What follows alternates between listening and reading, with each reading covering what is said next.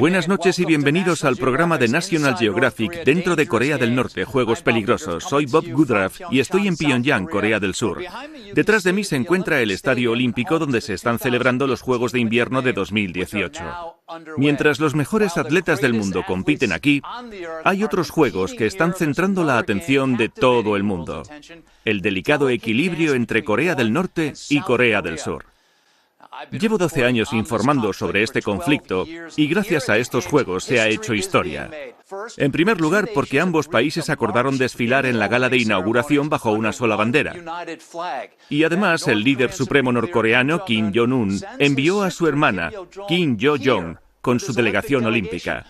Es la primera vez que un miembro de la familia gobernante visita Corea del Sur. Además, se produjo una sorprendente invitación. Kim Jong-un le pidió al presidente surcoreano, Moon Jae-in, que le hiciera una visita. Y todo a pesar de que técnicamente ambos países siguen en guerra. Actualmente la tensión sobre las ambiciones nucleares de Corea del Norte está en su punto más álgido, y mucha gente se pregunta si los acontecimientos que se están produciendo alrededor de estos Juegos Olímpicos son un intento de derretir una relación congelada o quizá una oportunidad para Kim Jong-un de revertir la situación de cara a su adversario verbal más importante, Estados Unidos y su presidente Donald Trump. Dentro de Corea del Norte, Juegos Peligrosos.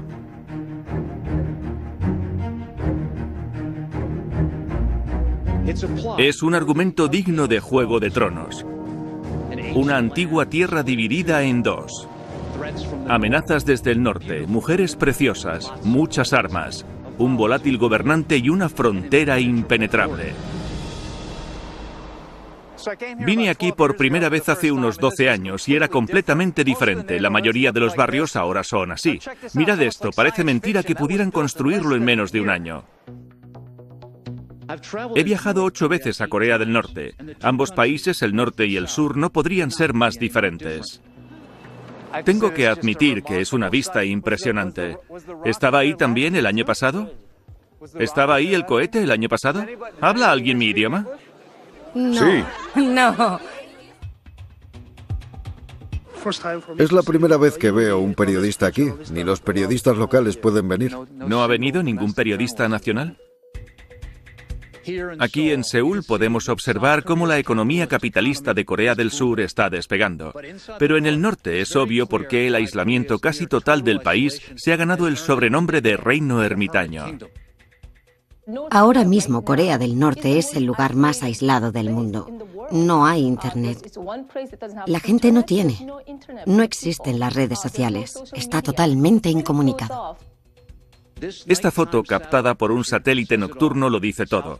Corea del Sur cuenta con iluminación eléctrica, mientras que Corea del Norte está prácticamente a oscuras. Me voy de Seúl y me dirijo a unos 56 kilómetros al norte hacia la zona desmilitarizada, la frontera de 3 kilómetros entre el norte y el sur. Hace alrededor de un mes, el 9 de enero, unos dirigentes del norte vinieron aquí y se reunieron con otros dirigentes del sur para llevar a cabo el acuerdo y participar juntos en los Juegos Olímpicos. La frontera entre los dos países es la zona más militarizada del mundo. Es muy interesante. A lo largo de toda la autopista vemos estos alambres de púas y puertas para los guardias que vigilan el río y la zona que corresponde a Corea del Norte. Esta es la parte surcoreana. A lo largo de la frontera ambos países mandan globos con propaganda de un lado para otro. A todos los norcoreanos. Los dos países mandan mensajes ideológicos a su vecino. Todo el mundo tiene secretos que no quiere revelar.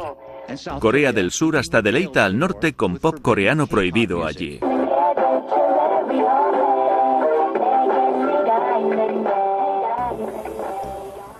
Pyongyang llevó a cabo una dura campaña para albergar estos Juegos de Invierno, argumentando que celebrarlos aquí podría traer la paz a esta zona en conflicto, pero el proceso de preparación de estas Olimpiadas ha sido cuanto menos tenso.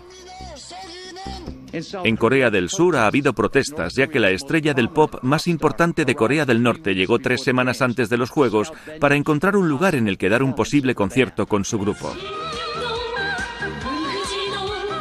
en el que cantaría su éxito con orgullo.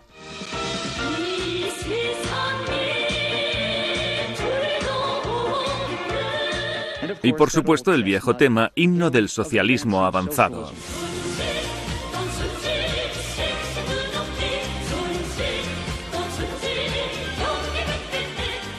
Los misiles balísticos intercontinentales ofrecen un fondo perfecto para sus vídeos musicales y sus espectáculos. Están enviando a Corea del Sur su propia versión de las Spice Girls. Creo que lo que esperan es lavar su imagen. Por eso han enviado 230 animadoras cuando solo competirán 22 atletas norcoreanos. Hemos aparcado en el borde de la zona desmilitarizada cuando hemos oído que parte de la delegación norcoreana estaba a punto de cruzar a Corea del Sur. Me imagino que el autobús llegará aquí en cualquier momento. Tras salir de Corea del Norte, entrará en la zona desmilitarizada y cruzará a Corea del Sur. Ahí está, ahí van los artistas y deportistas que participarán en los Juegos Olímpicos. Saludad todos a los norcoreanos. Esto es una locura. Es un momento único. Los buses del norte han llegado al sur a través de la zona desmilitarizada. La última vez que pasó algo así fue hace 13 años. Fue la última vez que unos deportistas del norte vinieron al sur. Y lo han hecho delante de los guardas.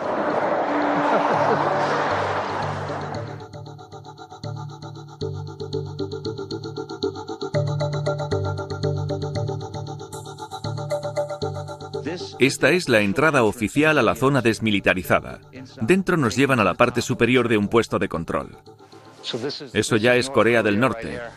Si escuchamos con atención, podemos oír música propagandística que vendrá de algún altavoz en esta dirección. Normalmente no puedes acercarte tanto a Corea del Norte, porque hay unos 2 millones de minas terrestres en esta zona desmilitarizada.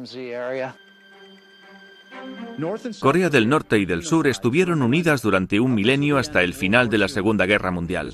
Los soviéticos y los estadounidenses apoyaron facciones rivales que acabaron provocando otra batalla, la Guerra de Corea, un conflicto que terminó en 1953 en un punto muerto con un inestable armisticio y una frontera, una tierra de nadie que se extiende por el paralelo 38. Este cúmulo de edificios azules de Naciones Unidas entre los dos países se llama el Pueblo de la Paz. Aquí estamos en el paralelo 38. Esta es la frontera entre el norte y el sur. Los dirigentes pasaron por aquí para reunirse con sus homólogos del sur y decidir exactamente cómo participar en las Olimpiadas que se celebrarán aquí en Corea del Sur. Lo que vemos es la parte norte de este edificio. En ese balcón he estado muchas veces con soldados de Corea del Norte. Esta zona está llena de soldados norcoreanos, soldados surcoreanos, estadounidenses y de Naciones Unidas. Cada uno de ellos vigila al resto. En noviembre, un soldado norcoreano realizó una arriesgada deserción. En este vídeo vemos cómo estrella su coche y luego sale corriendo hacia la frontera surcoreana. Sus propios compañeros le disparan en múltiples ocasiones. Son los soldados surcoreanos los que le arrastran para ponerle a salvo. El vídeo se hizo viral porque en los últimos meses todo el mundo sigue muy de cerca la península coreana. Además, la guerra verbal entre el líder norcoreano y el presidente Trump se ha intensificado.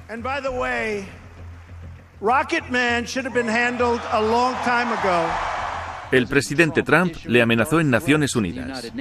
We will have no choice but to totally destroy North Korea. Rocketman is on a suicide mission for himself. Kim Jong-un, por su parte, llamó al presidente estadounidense anciano mentalmente trastornado.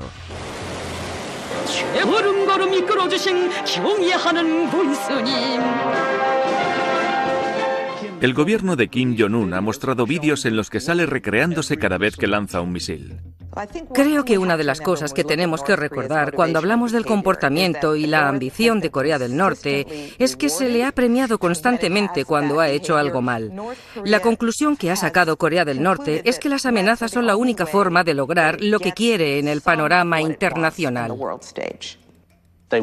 Quieren demostrar su fuerza en un momento en el que los medios de comunicación internacionales han centrado su atención en la península coreana. Quieren publicidad gratuita para provocar a Estados Unidos. En su discurso de Año Nuevo, Kim Jong-un dijo que sus misiles llegarían a Estados Unidos y que tenía el botón nuclear en su despacho preparado. La respuesta del presidente Trump fue: ¿podría alguien de su debilitado y famélico régimen informarle de que yo también tengo un botón nuclear y que es mucho más grande y más potente que el suyo? Y el mío funciona. Y solo 2 semanas antes de los Juegos Olímpicos, en el discurso del Estado de la Unión, North Korea's reckless pursuit of nuclear missiles could very soon threaten our homeland. Tenemos que tener en cuenta que son 2 líderes con personalidades impredecibles. Yo diría que, en ciertos aspectos, el presidente estadounidense es más impredecible que el líder norcoreano. a Corea del Sur le preocupa tanta bravuconería, porque si ocurriera lo peor, ellos estarían en la primera línea de la batalla. Los surcoreanos llevan 2 años sin hablarse con los norcoreanos. A Corea del Sur le preocupa mucho que esta escalada de tensión provoque una guerra.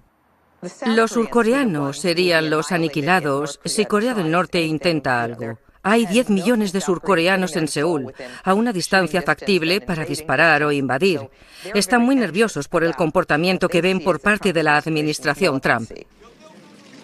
Y aunque los deportistas y artistas norcoreanos han llegado al sur, Kim Jong-un siguió adelante con un desfile militar en el norte mostrando una serie de misiles de largo alcance el día antes de la ceremonia de apertura de los que llaman los Juegos Olímpicos de la Paz. ¿Cuáles son sus tácticas? ¿Qué pretenden? A continuación hablaremos de cómo los coreanos, los soviéticos y los estadounidenses han usado los Juegos Olímpicos para ganar puntos durante décadas, desde la Guerra Fría al milagro sobre hielo. Durante décadas los países han utilizado los Juegos Olímpicos con fines políticos. Antes de que comenzaran estos Juegos de Invierno, preocupaba que Corea del Norte realizara esta semana otra prueba militar que pudiera interrumpirlos. Pero la participación del país norcoreano ha atenuado ese miedo y la pequeña nación ha logrado centrar el panorama internacional con 2 aspectos en los que ha invertido mucho: sus armas nucleares y sus programas deportivos. La idea de Kim Jong-un de que un cálido viento deportivo recorre Corea no es solo porque ha llegado Dennis Rodman. El líder supremo norcoreano está obsesionado con el deporte y ha invertido mucho en ello desde que llegó al poder en 2011. Ha renovado numerosos estadios, instalaciones de taekwondo y su lujosa estación de esquí. En 2017 viajé hasta allí. Hemos solicitado muchas veces poder visitar las localizaciones desde las que se lanzan los misiles. Hemos pedido ver los nuevos motores de los cohetes. Nos lo han denegado, pero dicen que nos van a llevar a esquiar. Como nos prometieron, nos llevan por una carretera en medio del campo junto a unos trabajadores marchando en formación a un nuevo centro de esquí con todos los elementos de un gran complejo turístico.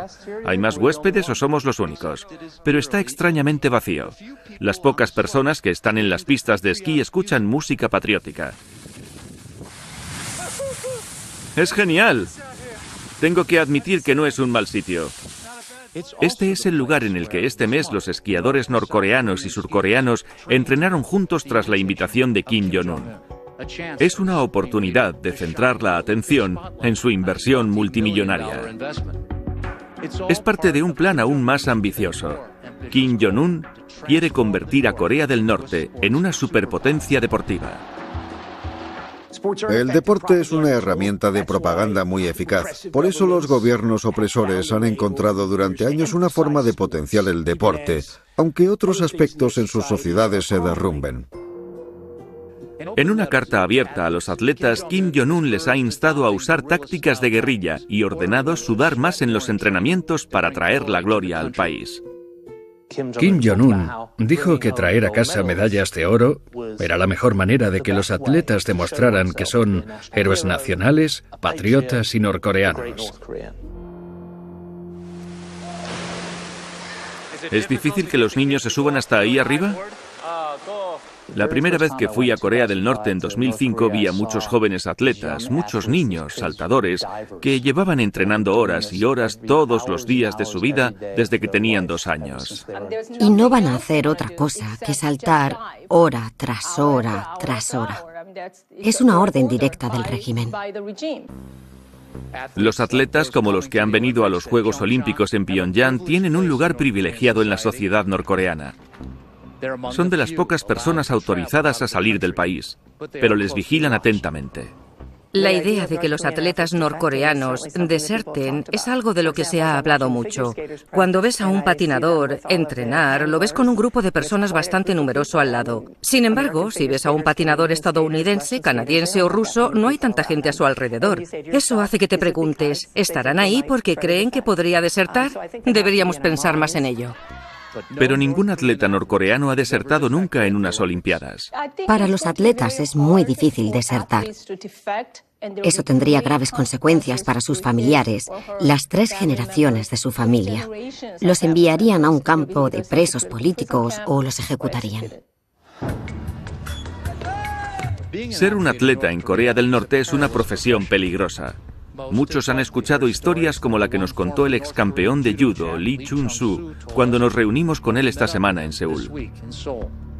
Perdí en los Juegos Asiáticos de Pekín 1990 contra Corea del Sur. Aunque quedé segundo, me enviaron a una mina de carbón. Alegaron que me estaban dando una educación mental.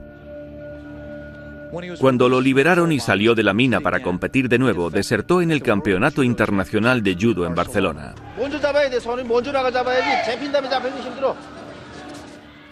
Enviaron a mi padre y a mi madre a la mina de carbón. Mi hermano mayor se divorció, le enviaron a un campamento maderero y allí murió. ¿Acabó allí porque tú desertaste? Sí, lo sabe todo el mundo. ¿Piensas mucho en ello? Sí. Desde entonces vivo con la venganza en el corazón. Los atletas norcoreanos viven bajo una enorme presión para hacer bien su trabajo, pero no son los únicos. Durante décadas, muchos países han utilizado los eventos deportivos internacionales para mostrar su poder. Las primeras Olimpiadas modernas llenas de contenido político fueron las celebradas en Alemania en 1936, justo antes de la Segunda Guerra Mundial, cuando Adolf Hitler acogió los Juegos Olímpicos en Berlín. 100,000 people jammed Berlin Stadium for the 11th Olympiad. Among them, Führer Adolf Hitler. Lo que Hitler quería en 1936 era presentar al mundo una nueva Alemania, unos nuevos alemanes. Quería mostrar que el nuevo alemán y la nueva alemana eran fuertes, vitales y puros. Pero el resultado de cualquier competición puede ser impredecible, sobre todo en unos Juegos Olímpicos. En Berlín hubo un afroamericano llamado Jesse Owens que le robó el protagonismo ganando 4 medallas de oro. No fue solo que ganara, lo hizo con tanta gracia y dignidad que las masas en Berlín lo veneraron. Todo el estadio coreó "Owens, Owens, Owens". Eso contradecía el mito de la supremacía de la raza aria. El triunfo de Owens pasó a la historia estadounidense, pero la reacción de un corredor de larga distancia llamado Song Ki-chon le convirtió en un héroe en Corea. La península coreana llevaba ocupada 3 décadas por Japón, por lo que cuando Song ganó la medalla de oro, fue la bandera japonesa la que ondeó sobre el podio. Song agachó la cabeza y lloró de la frustración. Pero puede que las Olimpiadas más politizadas de la historia se celebraran en Múnich en 1972. The Olympics of Serenity have become the one thing the Germans didn't want them to be, the Olympics of Terror.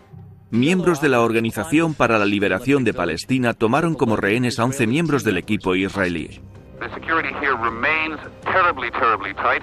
Considerable speculation as to who the commanders are and as to whether or not there is any way that they can break out from here were they to try to escape. Our worst fears have been realized tonight. They have now said that there were 11 hostages. They're all gone. Fue un momento muy triste, porque las Olimpiadas se vieron afectadas por lo que pasaba en el mundo. Pero los Juegos continuaron. Aunque todo el mundo lloraba la muerte de los rehenes, Múnich se convirtió en el escenario de una de las disputas más amargas por ganar una medalla de oro.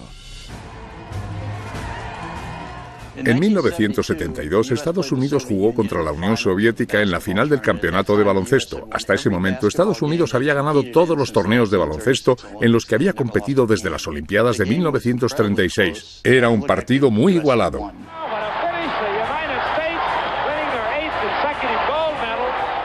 Sin embargo, el jefe de la Federación de Baloncesto determinó que no, que el reloj no se había parado cuando debía. Había que repetir los últimos segundos.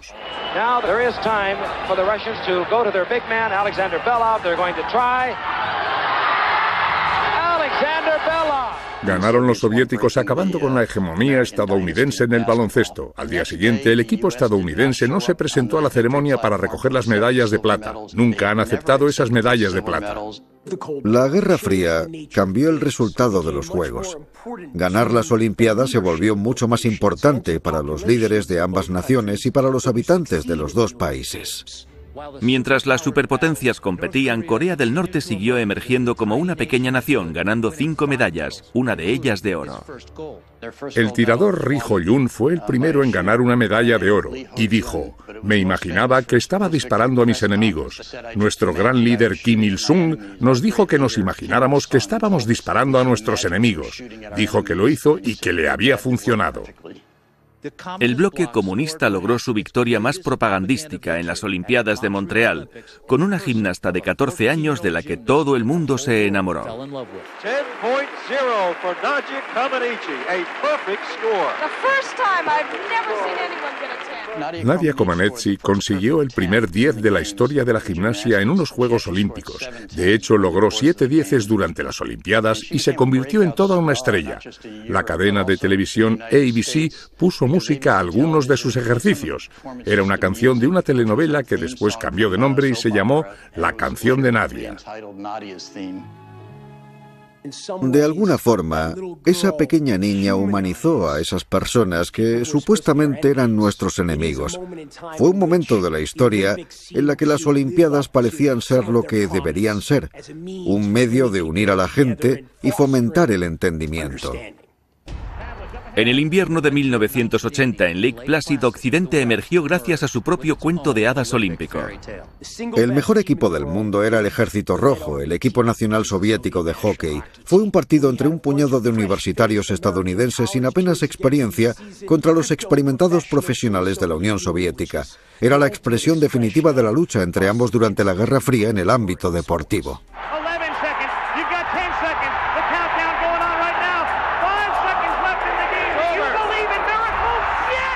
Para Estados Unidos, la importancia del milagro sobre hielo iba más allá de la geopolítica. Sucedió unos años después de la crisis del petróleo. Estábamos inmersos en la crisis de rehenes en Irán y ganar ese partido contra los soviéticos significó mucho. Pero unos meses después de esa victoria, las Olimpiadas y la política se entrelazaron con más fuerza aún. Los soviéticos invadieron Afganistán y Estados Unidos lideró un boicot de 65 países contra los Juegos Olímpicos de Moscú. 4 años después, los soviéticos lideraron un bloque oriental para boicotear las Olimpiadas de verano en Los Ángeles.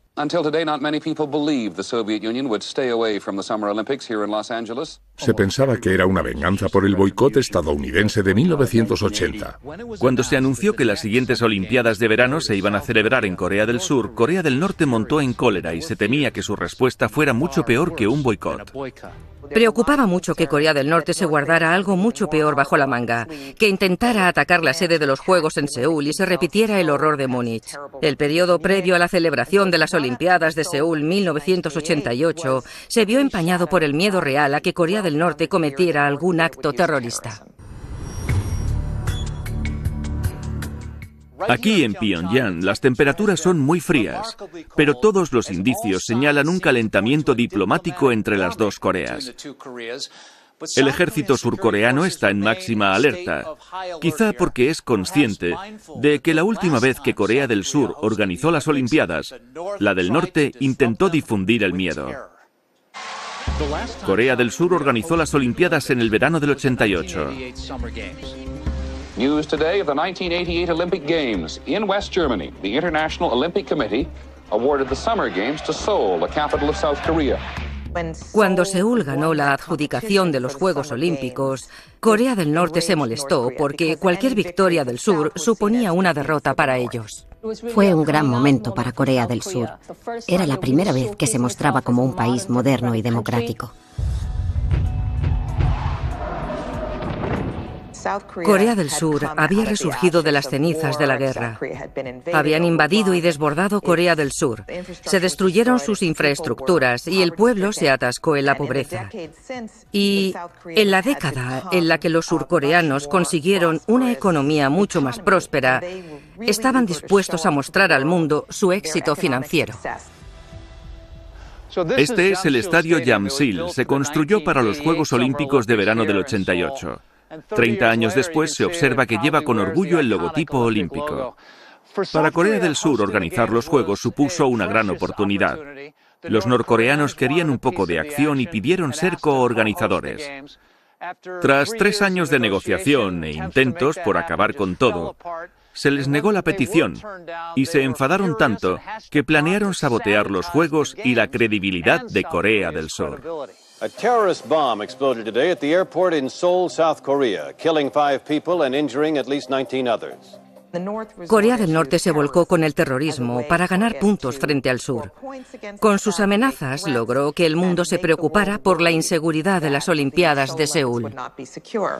Along the border between Thailand and Burma, searchers have had no luck so far in finding the wreckage of a South Korean 707. It vanished over the thick jungles of Burma. Officials speculate it may have blown up in mid-air. Authorities say they still have no idea where the plane might have crashed or why. A finales de 1987, el vuelo 858 de Korean Air volaba de Bagdad a Seúl con escala en Bangkok, Tailandia. Cerca de Bangkok estalló una bomba y mató a los 115 pasajeros a bordo. No estábamos realmente seguros de lo que había pasado, pero pronto se confirmó que había sido un ataque terrorista, no un accidente. Investigators now believe that a bomb, possibly planted by 2 passengers, may have caused Sunday's crash of a Korean airliner. Recuerdo que fui rápidamente a Seúl para intentar localizar a las familias en el aeropuerto de Gimpo, que esperaban oír lo que había ocurrido a la gente que iba a bordo. Lloraban desconsoladamente porque no iban a volver a ver a sus hijos o familiares. Se responsabilizó a 2 agentes norcoreanos por la bomba. Los detuvieron y les interrogaron en el aeropuerto de Bahrein. En el interrogatorio quedó claro que eran espías. Era un anciano que se tomó una pastilla para suicidarse y una joven que se tomó la misma pastilla pero sobrevivió. La joven agente Kim Yeon-hee confesó el plan y explicó el motivo. Me lavaron el cerebro desde que era pequeña. Creía que mi deber era morir por el líder.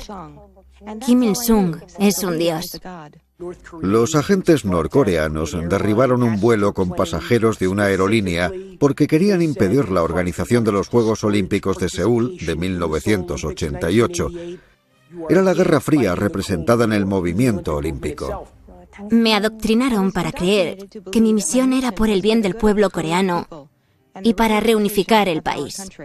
Los seleccionaban desde pequeños y los preparaban para llevar a cabo actos patrióticos para ayudar a la unidad de Corea del Norte y a la reunificación con Corea del Sur, el gran sueño de las 2 Coreas. Nunca me desprenderé de este sentido de culpabilidad. Cargaré con esta sensación durante toda mi vida. El miedo que tenían los estadounidenses y los surcoreanos es cosa del pasado. Ha habido muchos ataques terroristas para asustar a la gente e impedir las Olimpiadas. From the front line at the TENS demilitarized zone to the starting line at the Olympic Stadium. It's the most heavily armed, heavily guarded sporting event in history. A U.S. carrier task force is even sitting offshore as a deterrent to possible North Korean aggression. South Korean counter-terrorist commandos are more numerous than athletes at the Olympic complex. En Seúl se prepararon durante meses contra el terrorismo. Era un miedo muy presente. Los paracaidistas temían que, si entraban en el estadio principal de Seúl, quizá tuvieran que evitar ellos mismos un ataque.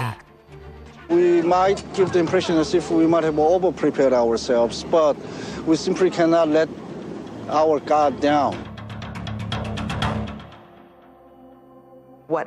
La administración Reagan, en colaboración con Corea del Sur, pidió a Corea del Norte que se comportase y que no boicoteara las Olimpiadas de Seúl. Si no, se tomarían restricciones económicas en su contra. Además, se barajó la posibilidad de darle algo que quisiera. Así es la diplomacia deportiva, que parece acompañar a las Olimpiadas. Corea del Norte no asistió porque había derribado el avión en 1987. Por aquel momento, Corea vivía un auge económico. Era una potencia en Oriente y el Pacífico, y algunas personas decían que las Olimpiadas les dieron un impulso. Para los norcoreanos, las Olimpiadas del 88 fueron el inicio de algo completamente diferente. Justo después de las Olimpiadas de Seúl, iban a tener su propia versión de unos Juegos Olímpicos. Se gastaron mucho dinero para demostrar que podían hacer algo similar a los surcoreanos. Se gastaron $4.000 millones en su Festival Mundial de la Juventud y los Estudiantes. Parte de este esfuerzo debilitó su economía. Esto sucedió justo cuando necesitaban ahorrar todo lo posible, porque la Unión Soviética estaba a punto de caer. Unos meses después de los Juegos norcoreanos, cayeron los muros de Europa Oriental. Los regímenes se desmoronaron e incluso se cuestionó en China al dictador. En 1992 ya no existía la Unión Soviética. Tras la caída de la Unión Soviética, en 1992, muchos países que dependían económicamente de ella comenzaron a mendigar. Corea del Norte abasteció a los soviéticos con alimentos, combustible y entrada de capitales. Y poco después de perder a su benefactor soviético, también perdió a su carismático líder Kim Il-sung. North Korean television last night broadcast the first scenes of mourners paying their last respects to Kim Il-sung. Su hijo y sucesor, Kim Jong-il, era muy diferente. Kim Jong-il no era un hombre popular, era bastante tímido. Nunca hacía discursos en público ni cogía bebés. Además, heredó lo que sería una hambruna devastadora que acabó con entre 2 y 3 millones de vidas. Una Corea del Norte debilitada se abrió más al diálogo con los surcoreanos. Con Kim Jong-il llevaron la bandera de la unificación en las Olimpiadas durante un periodo llamado la época del resplandor político. Pero en 2008 se puso fin a ese periodo, cuando un nuevo presidente surcoreano se puso más firme con el programa nuclear del norte. Tras la muerte de Kim Jong-il en 2011, su hijo Kim Jong-un se convirtió en el nuevo líder supremo. Hoy hay un gran desfile, pero el gran cambio, lo nuevo que ha escuchado hoy el mundo, ha sido la voz de Kim Jong-un. Nunca escuchamos a su padre en 20 años, salvo una frase que fue: "Es el momento, Kim Jong-un". Él habló durante 20 minutos. Vamos a escucharlo.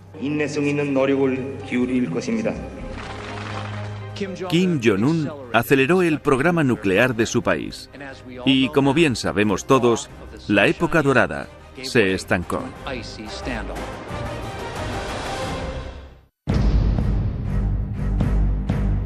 En el camino hacia estas Olimpiadas, el norcoreano Kim Jong-un ha dejado claro que sabe cómo organizar un espectáculo. ¿Pero qué más sabemos de este hombre? Tenemos algunas pistas sobre los dos estadounidenses que han terminado de maneras muy diferentes tras posicionarse a su favor. Por un lado, el líder del mundo libre y por el otro, Dennis Rodman. Cuando Kim Jong-un decidió enviar una delegación a las Olimpiadas de 2018, los expertos se preguntaron si Corea del Norte había ganado los Juegos antes incluso de empezar. Cabe recordar que solo cuenta con 22 deportistas. El resto de la delegación se compone de animadoras y otras personas. Cuando Corea del Norte envió a un equipo encabezado por una mujer, se rumoreó que era la antigua y quizá actual amante de Kim Jong-un. En Corea del Sur hay una historia colectiva en torno a esta mujer. Es una mujer hermosa y creo que Corea del Norte trata de ofrecer una imagen diferente al mundo. Kim Jong-un considera que es una gran oportunidad. Cuanto mayor sea la brecha que cree entre Corea del Sur y Estados Unidos, mejor será para él y Corea del Norte. Creo que la medalla de oro de Corea del Norte es su propaganda. Van a ganar una medalla de oro por la propaganda. Poco se sabe sobre Kim Jong-un, como su verdadera edad, pero lo que se conoce sobre su familia resulta increíble. Se rumorea que Kim Jong-un procede de una estirpe de deportistas con una gran trayectoria profesional.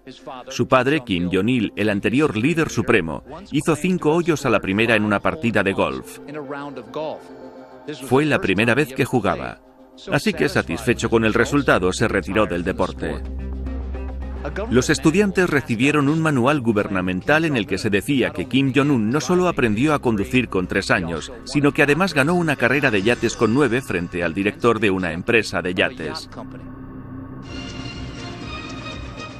No sabemos qué piensa su propia gente sobre él, pero nos hacemos una idea con el vídeo de propaganda que mostraba a los soldados celebrando que nombraron mariscal de las Fuerzas Armadas al dictador. Se sabe que a la dinastía Kim le encanta la cultura occidental, sobre todo las películas de acción como la saga de Rambo o Contacto Sangriento de Jean-Claude Van Damme, y su pasión por la NBA, sobre todo por los Chicago Bulls de los años 90, los años de Jordan. Kim Jong-il ha insistido en la idea de hacer a los jóvenes norcoreanos más grandes y fuertes. Esta revolución ha girado en torno al baloncesto. Se pensó que si los jóvenes jugaban al baloncesto, crecerían más. Algunos han recomendado al presidente Trump que para reunirse con el enigmático líder norcoreano quizá deba usar un poco de diplomacia deportiva. Pero antes tendría que recontratar a un antiguo aprendiz. El presidente Trump y Kim Jong-un tienen un amigo en común, Dennis Rodman. You've been making history in North Korea, Dennis. You went and you saw Kim Jong-un, right? He's a friend of yours. So tell me something. Does he want to make a deal or is he a bad guy? What do you think? Conmigo se porta bien. Rodman es una especie de diplomático civil y el estadounidense con más acceso al solitario líder norcoreano. Desde que Kim Jong-un llegó al poder, no ha concedido ninguna entrevista. Está ahí saludando a la multitud. En Corea del Norte. Soy periodista. Nunca me han dejado acercarme al enigmático líder. ¿Me tengo que quedar a 1,5 metros? Aquí, cuando de repente apareció en la inauguración de este museo, causó un revuelo entre la prensa. No tuvimos oportunidad de hacer preguntas. Pero en 2013 se contrató a Dennis Rodman para ir a Corea del Norte. Se confiaba en que la pasión de Kim Jong-un por el baloncesto fuera suficiente para conceder una entrevista con el líder supremo. Justo el año pasado me senté con Rodman para hablar sobre su relación con el dictador. Me pareció sincero, a pesar de no haber sido la primera opción. Inicialmente quiso a Michael Jordan, pero dijo que no, y yo que sí. Fuiste el plan B.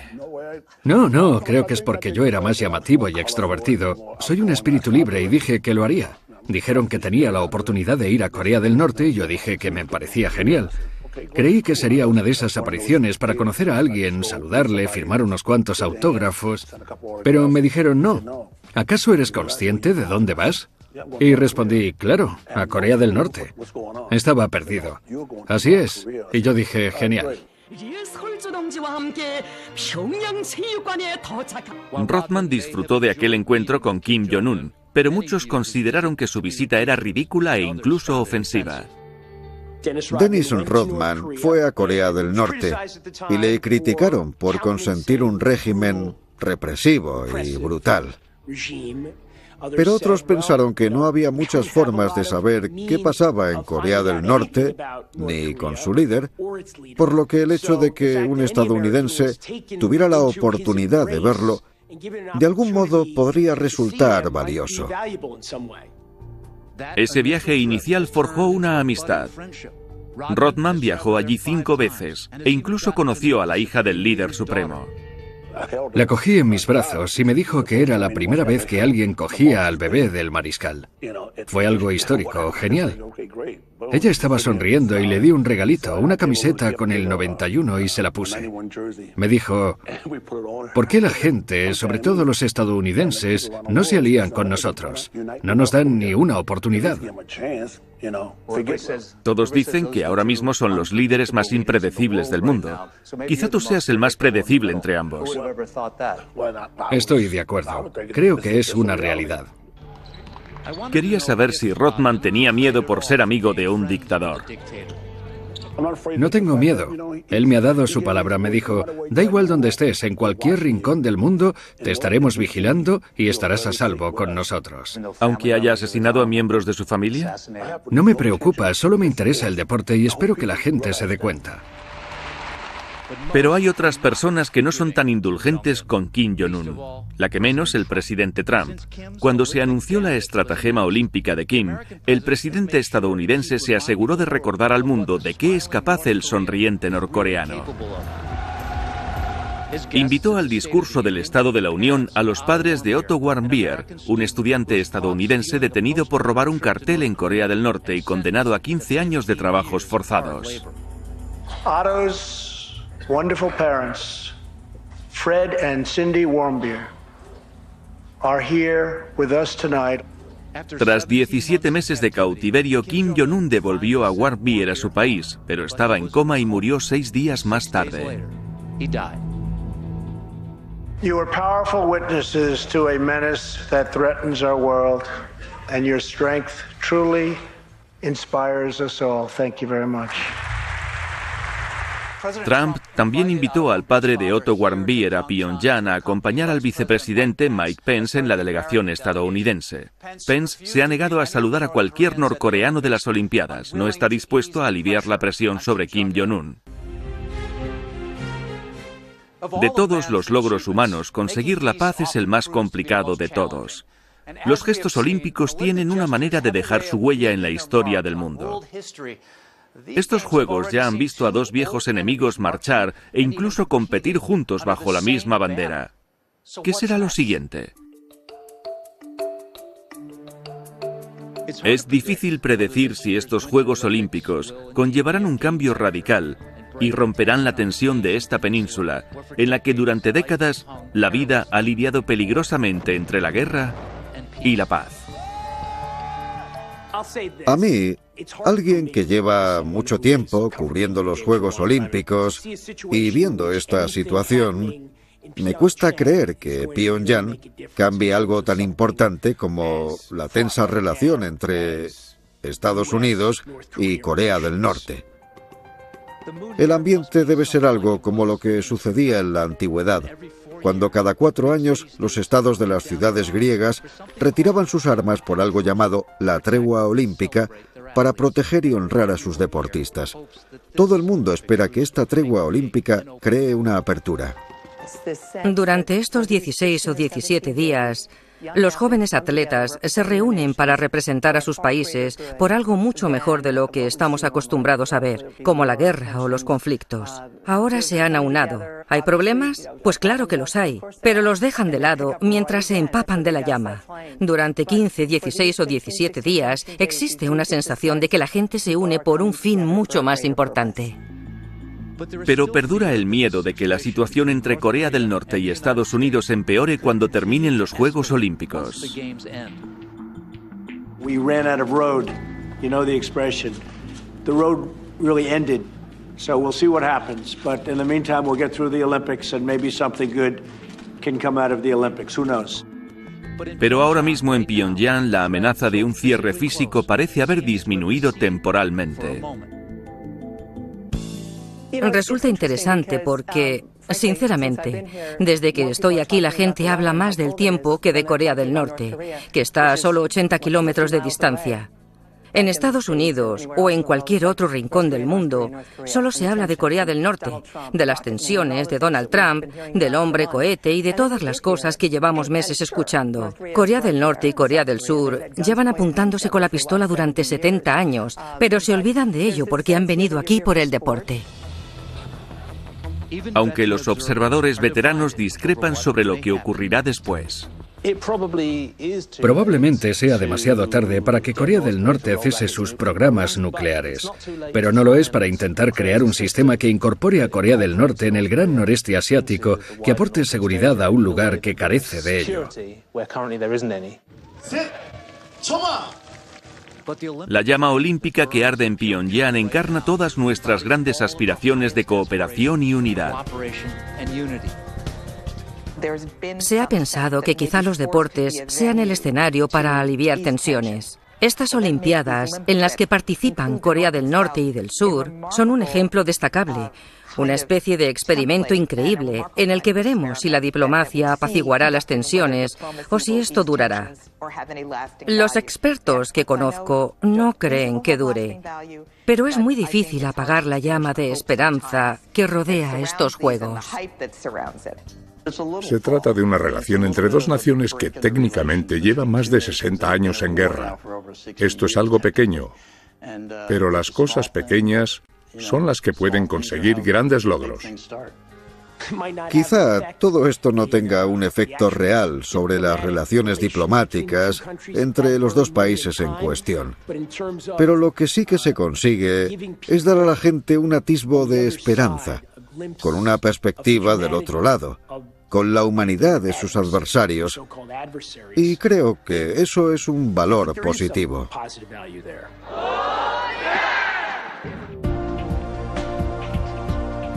Y si la historia de las Olimpiadas se llena de señales de advertencia, sabemos que el tiempo puede conllevar un cambio profundo.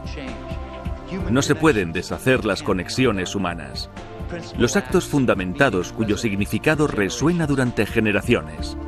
El medallista de oro Song Ki-chon, que agachó la cabeza como acto de protesta por la ocupación japonesa de Corea, fue elegido para llevar la antorcha olímpica en Seúl al estadio en el verano de 1988, cuando una Corea que resurgía de entre las cenizas desafiaba el miedo durante el renacer de una nueva época. Esta llama olímpica pasó de mano a mano por todo un mundo que parecía muy dividido. Es un ritual que trasciendan las rivalidades nacionales y simbolicen toda nuestra fe. Una generación de atletas crea esperanza y paz. Estas Olimpiadas fueron históricas incluso antes de empezar.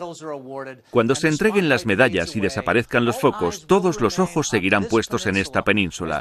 El mundo espera que estas Olimpiadas supongan un paso hacia una solución más pacífica a este conflicto que perdura durante décadas, y no a un mero espectáculo político. Gracias por ver nuestro reportaje especial de los Juegos Olímpicos de Pyongyang. Soy Bob Woodruff, de National Geographic.